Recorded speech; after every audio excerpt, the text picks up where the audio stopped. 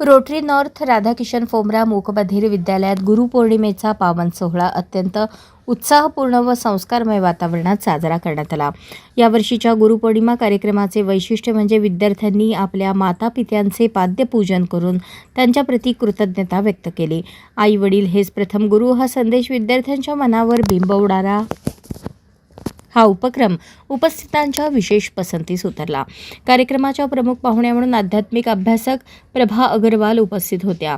आपल्या प्रेरणादायी मनोगतात त्यांनी गुरूंचे जीवनातील महत्त्व विशद करताना सांगितले की गुरूंच्या मार्गदर्शनामुळे व्यक्तीला योग्य निर्णय घेण्याची प्रेरणा, संकटांवर मात करण्याचे धैर्य आणि यशस्वी जीवनाची दिशा प्राप्त होते।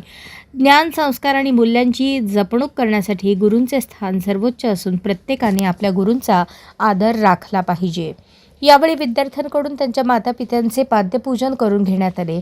या उपक्रमामुळे मुलांना आपल्या आई-वडिलांचे त्याग, प्रेम आणि आयुष्यातील अमूल्य योगदान समजण्यास मदत झाली।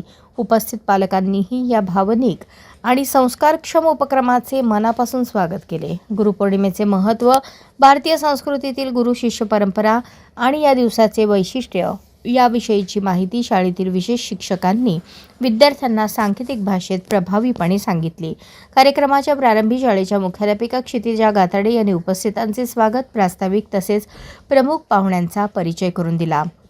याच कार्यक्रमात शाळेचे सहसचिव दीपक आर्वे यांच्या यांच्या 61वी पूर्तीनिमित्त त्यांचा शाळेचे खजिनदार राजगोपाल झंवर यांच्या हस्ते श्रीफळ व पुष्पगुच्छ देऊन विशेष सत्कार करण्यात आला। गुरुपौर्णिमेनिमित्ताने उपस्थित सर्व मान्यवरांचा श्रीफळ देऊन सन्मान करण्यात आला।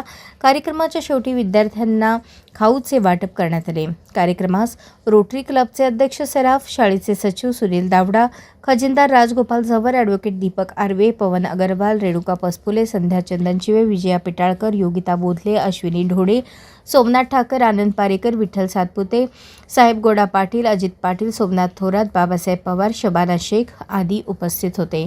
सूत्रसंचालन अजित पाटील यांनी केले तर आभार प्रदर्शन शाळेचे सचिव सुनील दावडा यांनी केले।